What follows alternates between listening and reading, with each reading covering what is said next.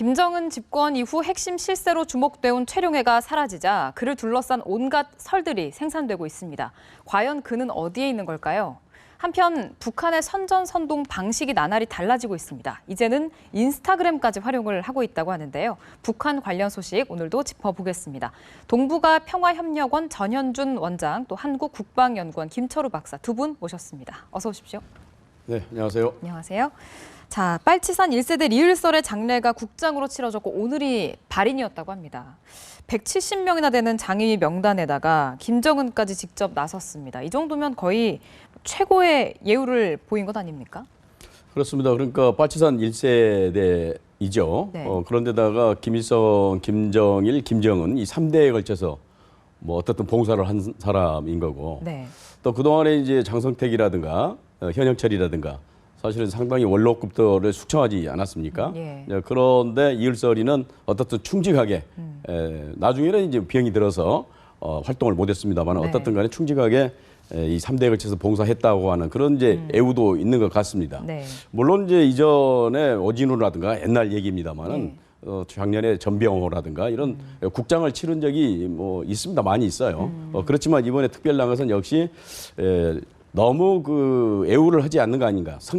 소위 그 혁명 선배라고 그럽니다. 북한에서는. 예. 이런 이제 혁명 세대라든가 나이 많이 먹은 사람들에 대해서 김정은이가 너무 애우를 하지 않는가 하는 이제 의구심이 좀 그런 있는 차에 예. 이을설이가 죽음으로써 아마 김정은 입장에서는 최고의 애우를 해줌으로써 그런 것을 좀 불식시킬 생각도 있는 것이고 네. 또 한편으로는 이렇게 충성을 다 하면은 이렇게 죽을 때도 애우를 받을 뿐만 아니라 이제 그 후세라든가 또 있는 남은 유가족이라든가 그런 사람들에 대해서도 충분히 국가가 책임져 준다고 하는 것을 보여줌으로써 충성을 유도하는 그런 목적도 있을 것으로 생각이 됩니다. 그렇군요. 네. 이 장위 명단이 공개가 되면서 여기 최룡해가 없다. 최룡해가 빠졌다. 이 사실이 알려졌고 이 사실이 알려지면서부터 우리가 관심을 막 가지기 시작했거든요. 지금 TV를 보는 시청자분들께서 우리가 여기에 왜 그렇게 주목을 하고 의미를 두는가 궁금해하실 수 있을 것 같아요. 설명을 좀 부탁드립니다. 그렇죠. 우리 전현준 원장께서 지적하신 바와 같이 이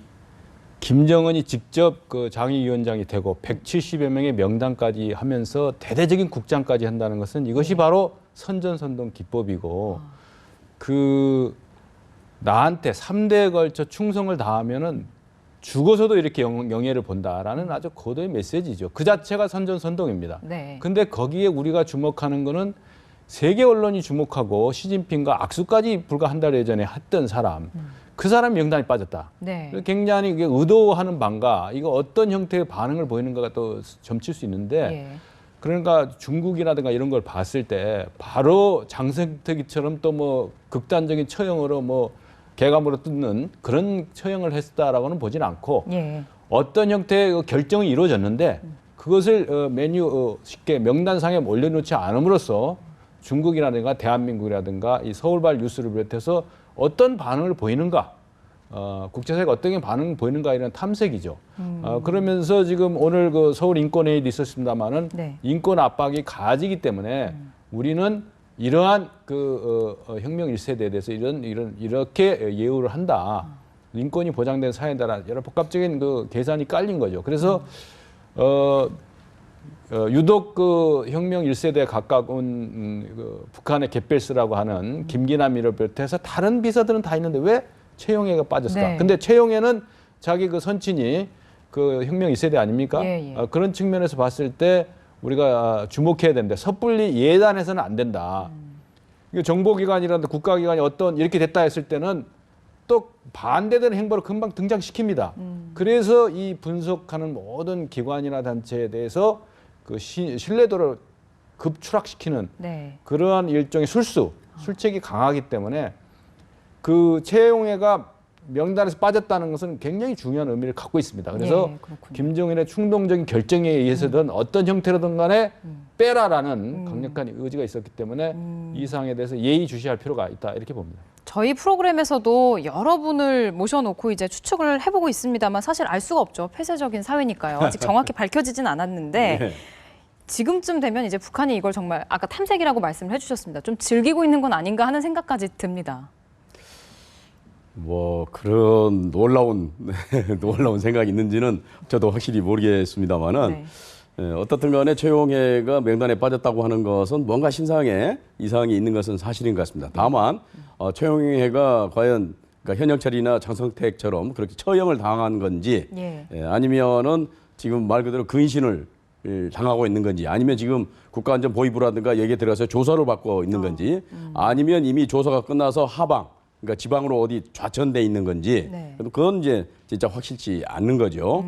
다만 이 정도 되면은 이 정도 시간이 걸리면은 우리 정보기관이든지 아니면 미국 정보기관이든지 어떤 형태가 됐든 간에 최용해의 어떤 근황을 알 수도 있을 걸로 저는 그냥 추측을 하는데 아직 우리 정부도 그렇고 미국도 그렇고 어디서든 최용해에 대한 확실한 얘기를 하지 않고 있어요. 그렇다 한다면 최용해가 나타나지 않는 것은 분명한데 그 이유에 대해서 아직 정확히 모른다는 거죠. 그러니까 제가 앞에 말씀드린 그 몇 가지 케이스와 관련돼서 뭐 어떤 상태에 있는 건지 지금 최용해가. 근데 분명히 장의 명단에 안 들어온다고 하는 것은 분명히 뭔가 책벌을 받고 있는 것은 분명한데 죽었는지 살았으면 어떤 상태인지 그건 아직은 모르겠습니다. 저도. 다만 설에 불과한 거고. 그렇지만 북한이 이걸 어떤 이제 아까 우리 이제 김 박사님 또 전문가께서 말씀을 하셨는데 이걸 가지고 서방의 정보력이 어떻게 되는지 되면 어느 정도 캐치를 하는지 또 지금 보통 얘기하듯이 북한 내부에 휴민트가 있다고 그러거든요. 그러니까 인간 정보원이 북한 내에 박혀 있다.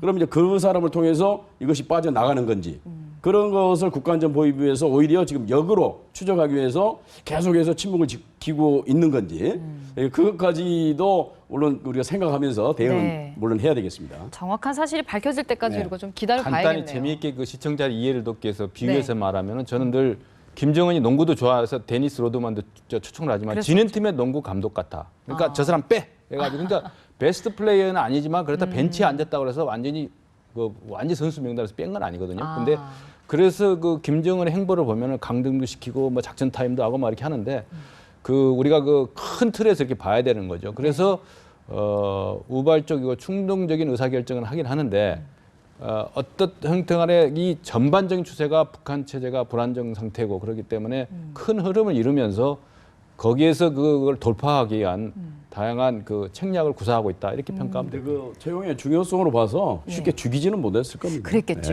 그 굉장히 중요한 지금 역할을 하고 있고 또 그 사람이 뭐 김정은에게 대들고 그럴 사람이 절대 아닙니다.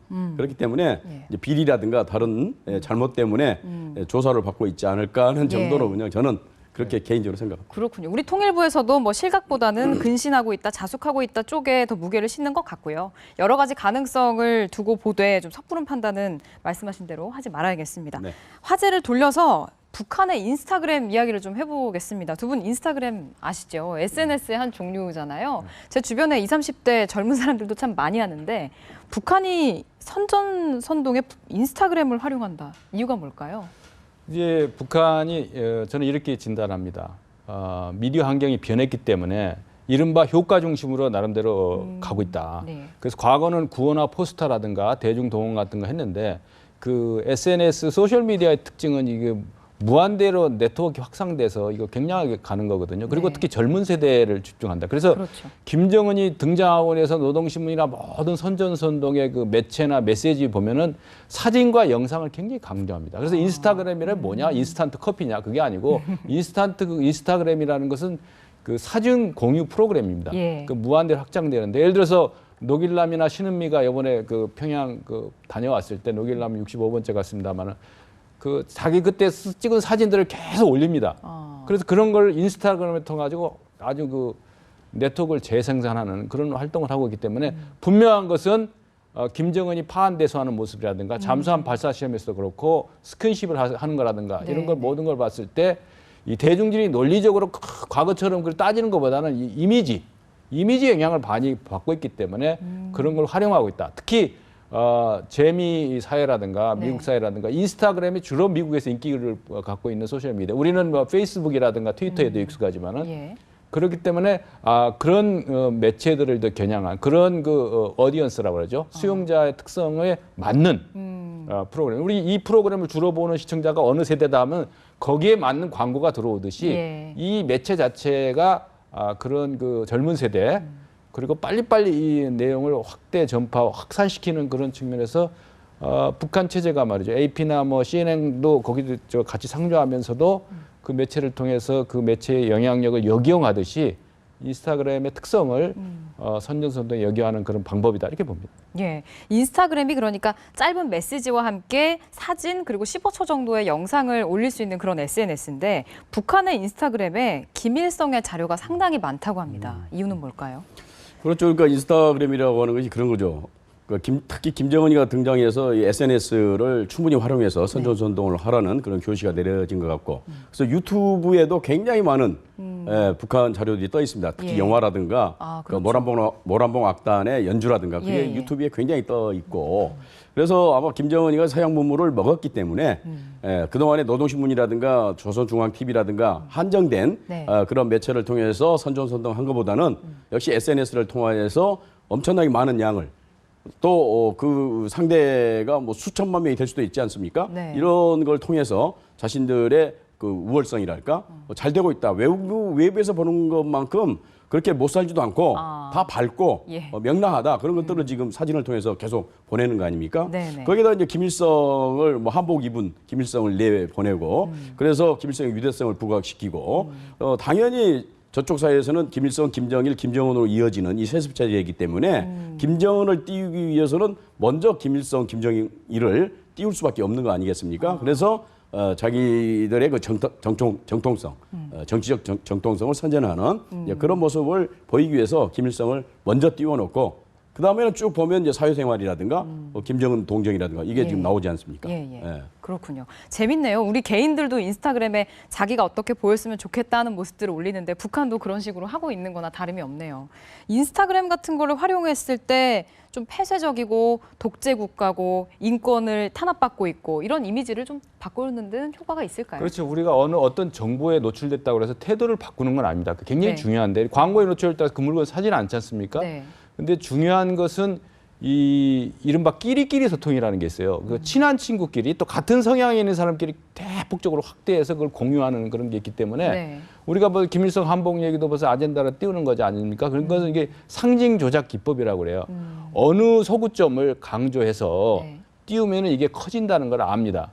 왜 김일성이 인민복 입은 걸 안 띄고 왜 한복이냐 이런 그 고유의 전통 이런 것도 고려하는 거기 때문에 이 공산주의 사회에서 얘기하는 그 지난번에 그 군사 퍼레이드 당시에도 네. 그 카메라를 잡은 앵글은 조선중앙TV가 잡은 거예요. 그거를 대한민국이나 전 세계가 다 같이 동시에 생중계했거든요. 그건 뭐냐면은 의도를 알면서 아는 것처럼 하면서 그 의도에 넘어가는 이런 거죠. 그러니까 서방 기자들이 평양에 가면 평양은 이럴 거야 하면서 알지만 그 주체 세력이 너무 그 노련하기 때문에 네. 그 사람들이 압박감, 어떤 자료를 내보내야 되는 그 중압감을 역이용하는 그래서 자료를 제공하는 거죠. 그래서 앞으로 북한에 대한 우리가 비판적 안목을 키워야 되는 게 왜냐하면 이런 프로그램이 왜 필요하냐면 네. 어떤 사안을 보고 저거는 저런 의도에서 이렇게 하는 거기 때문에 현혹될 필요가 없다. 근데 이제 이른바 그 친북 세력이라든가요, 종북 세력들은 그 내부에서 이런 자료들을 공유하기 때문에 예. 끼리끼리 소통이 굉장히 활발해진다. 그리고 뭐 미주 사회라든가 전 세계에 퍼져 있는 그 친북 세력들이 이거를 이용해서 자기들 간에 네트워크하는 수단으로 이용된다는 걸 봐야 됩니다. 그래서 거기에 어떤 메시지가 누가 올렸느냐 네. 그런 것도 우리가 예의주시해야 된다고 봅니다. 그래서 이 사이버 심리전이 중요하다는 거죠. 그렇군요. 그래서 지금 우리 정부에서는 이 접속하는 것을 상당히 차단하고 있는 걸로 알고 있고 예. 또 자칫 잘못하면 이제 국가보안법에도 저촉될 수가 있습니다. 북한에서 띄우는 네. 그런 게 쉽게 접속한다고 하는 것이 좀 저런 이제 위험성이 있는 거죠. 그렇죠. 열심히 이렇게 인스타그램까지 활용하면서 체제 선전을 하는 와중에 우리를 향한 비난전도 계속하고 있는데 황교안 총리하고 김무성 새누리당 대표를 계속 비난을 합니다. 역사교과서 단일화 문제로. 네. 역사교과서 단일화 문제 북한이 그렇게 관심이 많은 것 같지는 않은데 다른 속내가 있는 거 아닐까요?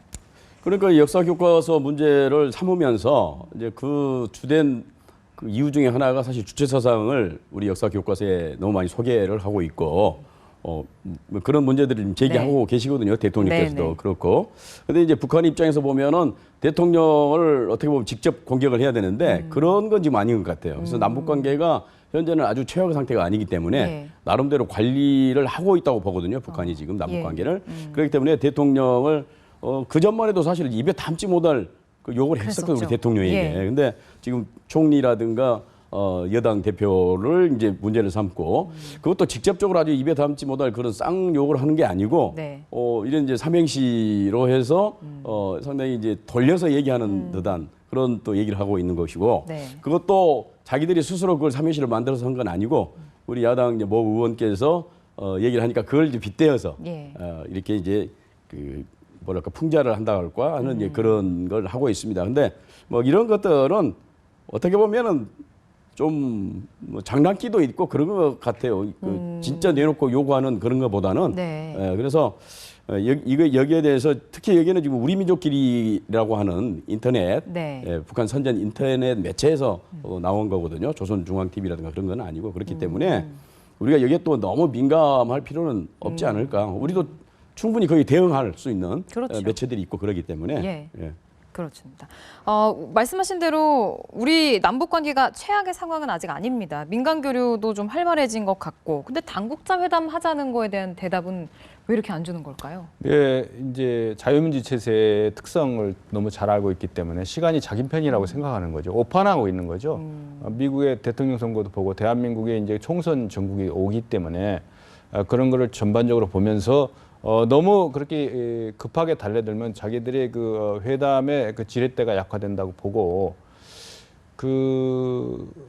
이 민간 교류를 통해서 자기들이 원하는 그 북한 사회에 대한 기존의 그 오도된 인식, 자기들이 봤을 때 그거를 좀 약화시키면서 그런 그 대한민국의 정부 당국과 민간 NGO 단체 이거를 좀 약간 이간 내지는 분열시키려는 그런 의도가 있는 게 아닌가. 네. 이렇게 하면서도 약간 그 소프트 랜딩하는 그런 차원에 그리고 특히 이제 모란봉악단이라든가 최근에 이 인스타그램에 이런 것 봤을 때 북한이 이른바 그 대한민국 사회가 어떤 데 관심 있는가를 너무 잘합니다. 그래서 종교계 인사를 활용한다든가 역사 문제라든가 뭐 허리춤을 내놓고 춤을 춘다든가 이런 게 재미 요소. 뭐를 먹잇감을 던지면 대한민국 방송이나 전 세계 언론이 관심 있게 들여다보는지를 너무 잘하는 거죠. 예. 그래서 우리는 그 북한 사회에 대해서 북한이 내보내는 그 영상 메시지를 너무 자주 무비판적으로 나빴을처럼 이용하면 의도를 알면서 또 이용당하는 그런 측면이 있습니다. 그렇군요. 우리가 오늘 북한의 인스타그램 이야기까지 해봤는데 장마당 이야기도 마지막으로 해보겠습니다. 여기도 요즘 변화의 발원지로 꼽히고 있다는데 네. 북한 사회를 어떤 식으로 변화시키고 있습니까? 예, 북한에는 뭐 유력한 당이 2개 있다고 그럽니다. 그러니까 조선노동당과 장마당 당이 2개 있다고 그러는데 네. 장마당이 요즘은 훨씬 더 힘이 세다. 뭐 그렇게 얘기를 합니다. 왜냐하면 지금 조선노동당은 인민들을 먹여 살리는데 그렇게 힘을 발휘하지 못하는데 장마당은 인민들을 먹여 살리는 거 아니겠습니까? 그런 거기서, 얘기까지 있군요. 예, 시장이 활성화되고 있고 네. 그건 물론 김정은이가 시장 활성화를 지시를 했기 때문에 되는 겁니다. 뭐 자연스럽게 시장이 발달한 건 아니고 네. 김정은이가 자기가 모든 걸 책임지지 못하는 그런 상황에 있기 때문에 인민이 됐건 누가 됐든 이제는 자력 갱생을 해야 된다. 네. 그러려면은 인민이 먹고 살 수 있는 그런 터전이라고 하는 것이 장마당밖에 없는 것 아니겠습니까? 물론 기업소라든가 농장이 더 활성화되면은 예. 먹고 살 길이 있겠습니다만은 네. 북한의 경제적인 능력이 그렇게 지금 되지 못하고 있기 때문에 그래서 장마당이 활성화되고 장마당이 활성화되면 뭐가 활성화되겠습니까? 당연히 정보가 유통이 활성화되지 않겠습니까? 네. 장마당이라고 하는 것은 네. 이 시장이라고 하는 것은 원래 언어에 의해서 거기에서 이제 그 정보가 유통이 되고 시장에서 유통되는 언어는 사람들이 믿게 됩니다. 네. 왜냐하면 그 폐쇄된 공간이기 때문에 그래서 굉장히 빨리 신속하게 정보가 유통이 되기 때문에 바깥 소식도 장마당을 통해서 알게 되고 우리 남한의 CD라든가 뭐 이런 것들이 장마당을 통해서 또 유통이 되고 그래서 네. 정보가 유통이 되고 그다음에 장마당이 활성화되다 보니까 거기에 주로 활동하는 사람들은 여자분들입니다. 그렇기 때문에 여자들이 돈을 벌어서 가정을 먹여 살리는 네. 그런 상황이 벌어지기 때문에 북한 가정 내에서 여자의 지위가 위상이 올라가는 이런 일이 벌어지고 있고 남자들은 조금 힘이 이제 약화되는 그런 상황에 있습니다. 어떻든 장마당이 섬으로서 돈주가 생기고 돈이 유통이 되고 네. 그래서 북한 전체를 좀 활성화시키는 그런 모습으로 가고 있기 때문에 네. 이게 초기 단계의 자본주의적 적인 그런 요소가 아닌가 이렇게까지 생각할 수 있고 예. 이것이 앞으로 변화의 촉매제가 되지 않을까 하는 그런 기대까지도 해볼 수 있겠습니다. 예, 말씀해주신 이런 변화들이 일어나면 남북 관계에는 어떤 영향을 미칠까요? 뭐 직접 상관관계를 하기는 어렵지만은 네. 이 장마당이 활성화되면은 그 이른바 뇌물 및 상납 구조라든가 부패가 활성화됩니다. 부패가 더 심화되는 거죠. 그래서 장마당이 일단은 체제가 활력 있는 것처럼 보이지만 중장기적으로 봤을 때 김정은 정권에게 그 위협이 될 수도 있다. 그런 걸 알기 때문에 속도 조절을 할 겁니다. 그래서 중요한 거는 이제 북한의 그 장마당 구조에서 새로의 돈주로 떠오르는 사람들이 다 노동당의 핵심 계층과 그 장마당에도 그 핵심 자리가 있지 않습니까? 뭐 목이 있지 않습니까? 그게 다 연결된 친인척 관계고 그렇기 때문에 그런 걸 잘 봐야 된다. 그래서 우리가 좀 잊지 말아야 되는 것은 북한의 핵이나 미사일, 그다음에 그동안의 수많은 도발의 역사 속에서 늘 우리는 이러한 그 새로운 활발하게 움직이는 듯한 그 변화의 뒷속에 그 화려하게 나부끼는 그 꽃을 뒷속에 그 칼이 숨어 있다는 걸 늘 기억을 해야 됩니다. 그래서 예. 일시에 또 상황이 반전될 수 있다는 걸 알기 때문에 저는 뭐 군 출신입니다만은 이게 그 최전방을 지키고 있는 그 장병들이 그런 추호의 흔들림이 없이 북한의 그런 거를 잘 봐야 되고 특히 핵이나 미사일을 통한 이런 그 많은 예측에도 불구하고 이게 지금 상황이 급진전되지는 않고 있지 않습니까? 네. 그럼에도 불구하고 그 능력은 계속 신장시키고 있다. 그래서 군사과학자들을 예우하고 평양에 뭐 특별 신도시 같은 것도 건설하고 말이에요. 이러죠. 그래서 우리가 어떤 북한 체제가 근본적으로 변하지 않는데 부분적인 경제 활성화 이런 거를 보고 너무 낙관해서 행여나 총체적인 대비태제에 허점이 생기지 않도록 만반의 준비를 해야 될 겁니다. 예, 알겠습니다. 오늘 두 분 말씀은 여기까지 듣도록 하죠. 고맙습니다.